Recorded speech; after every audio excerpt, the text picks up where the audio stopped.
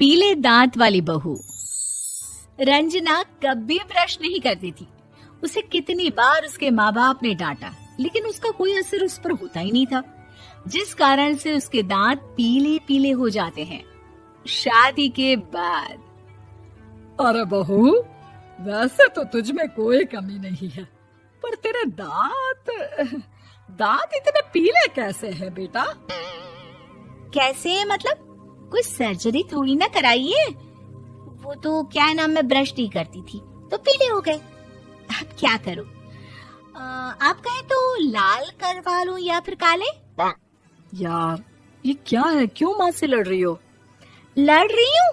अरे मैं लड़ रही हूँ या ये बोल रही है कि दांत पीले हैं, पीले। अरे तपस्या थोड़ी ना की है इन्हें पीले करने के लिए। बकायदा ब्रश नहीं किया है 20 साल तक, तब जाकर। छी, कैसी बात कर रही हो? ये उस वक्त तो पीले नहीं थे जब हम लोग तुम्हें देखने आए थे। अरे तब साफ करवा लिया होगा डेंटिस्ट के पास जाकर। अब देखो कैसे पीले पीले लग रहे हैं। रंजना सास की तरफ गुस्से से देखती है। फिर शुरू हो गई पीले पीले पीले। अरे पीले तो तब भी थे जब मेरे हाथ का रसगुल्ला उड़ा उड़ा कर खा रही थी और बोल रही थी, लड़की नहीं गुणों का खजाना दे रहे भाई साहब आप। खैर, अब वो लोग करते भी तो क्या करते, पीले दांत वाली बहू पल्ले पड़ी थी तो झेलना तो था ही। एक दिन कीर्तन में रंजना गाना गा रही थी। अरे कमला बहन, माँ का द्वार है, यहाँ तो सब शुद्ध होकर आते हैं, फिर अपनी बहू को ब्रश भी नहीं करवाती तुम। दूर से पीले पीले दांत भक्ति में बाधा उत्पन्न कर रहे हैं। अरे कोई 2 साल के बच्चे थोड़ी ना लेकर आई हूँ मैं बहू बनाकर। अच्छी खासी लड़की है, अरे कैसे करवाऊं ब्रश?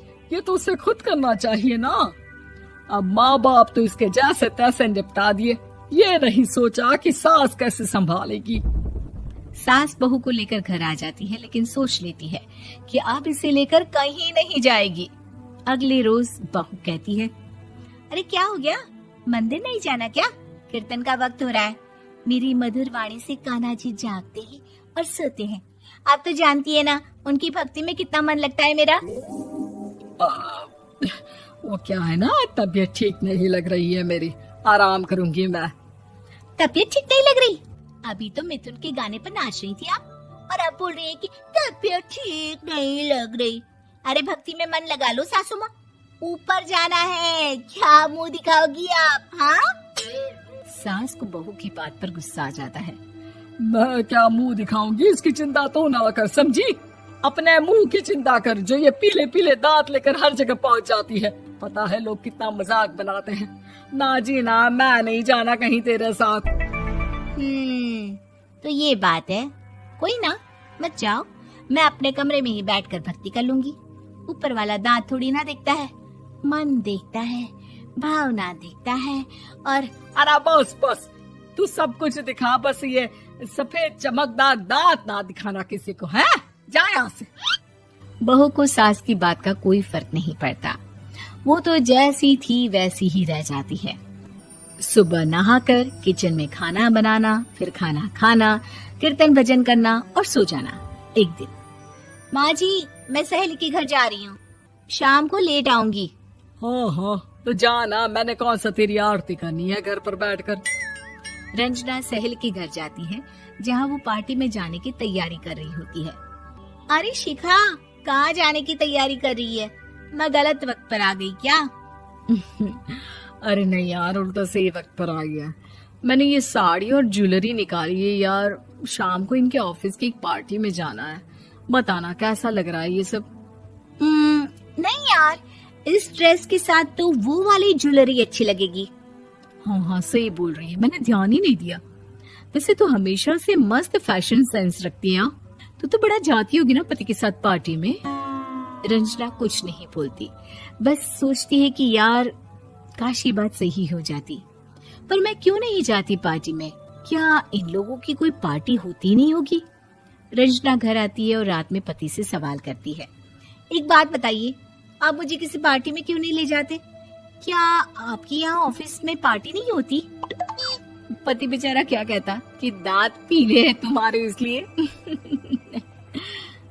अरे कोई पार्टी होती नहीं हम लोगों के ऑफिस में, तो कहाँ से लेकर जाऊं?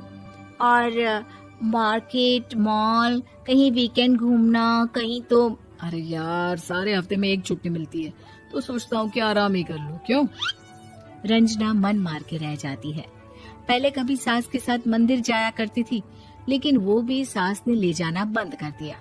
घर बैठी बैठी रंजना बोर हो जाती है।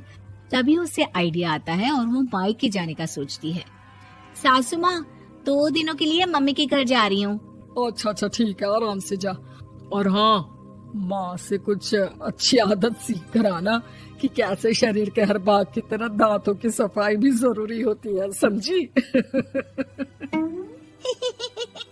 शुरू हो गई ना आप। वो लोग आपकी तरह नहीं है कि छोटी छोटी बात का बतंगड़ बना दे। उन लोगों के लिए मैं मायने रखती हूँ, ना कि मेरे पीले पीले दांत। रंजना माँ को बिना बताए उन लोगों को सरप्राइज देती है, लेकिन जैसे ही वो दरवाजे पर पहुंचती है, अंदर देखती है कि घर वाले कहीं जा रहे होते हैं। अब माँ, काश रंजना दीदी के दांतों वाली प्रॉब्लम नहीं होती, तो वो भी हम लोगों के साथ चलती ना बुआ जी की बेटी की शादी में। हाँ बेटा, लेकिन अब उसे कौन समझाए कि उसको उसके पीले दांत नहीं दिखते, लेकिन उसके आसपास के लोगों को कितना एम्बैरेसिंग फील कराते हैं।